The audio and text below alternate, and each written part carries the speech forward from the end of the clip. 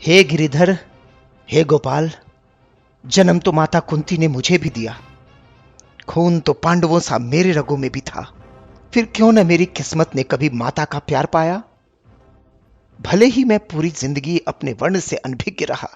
5 पांडवों में छठा मैं भी एक क्षत्रिय पांडव था। फिर क्यों न मैं कभी गुरु द्रोण का शिष्य बन पाया। हे नारायण, हे वासुदेव, मेरी किस्मत का खेल तो देखो। जिंदगी के हर मोड़ पर मैंने हमेशा कुछ ना कुछ खोया। फिर गुरु से विस्मृति का श्राप और द्रौपदी स्वयंवर में अपमान मेरी ही किस्मत ने क्यों पाया।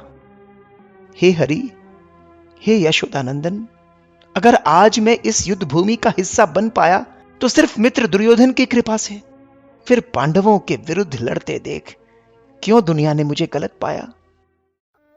हे अंगराज कर्ण, जीवन जीने का अधिकार तो मेरा भी था। फिर क्यों मेरे जन्म से पहले ही मृत्यु मेरा इंतजार कर रही थी।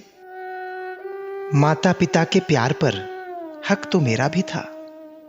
फिर क्यों उनके कोमल स्पर्श से पहले ही मेरे भाग्य में मेरे ही मामा की कठोरता थी। निरापद बचपन गुजारने का अधिकार मेरा भी था अंगराज। फिर क्यों मेरे बाल्यावस्था में ही मुझे अपनी जिंदगी दांव पर लगानी पड़ी। हे वृषाली पति कर्ण, अपने प्रेयसी से विवाह करने का हक मेरा भी था। फिर क्यों मेरी प्रीत सच्ची होने पर भी मेरा प्रारब्ध मेरे इच्छा के विरुद्ध था। हे सूर्यपुत्र, हे दानवीर, अगर इस युद्ध में कौरवों ने जीत पाई तो इसका श्रेय तुम्हें जरूर मिलेगा। पर अगर अंत में पांडवों की जीत हुई तो इस यशोदानंदन को सिर्फ इस युद्ध को उकसाने का दोष मिलेगा। हे श्रेष्ठ योद्धा, इस दुनिया में ऐसा कोई व्यक्ति नहीं जिसके जीवन में कठिनाइयों से भरी चुनौतियां नहीं।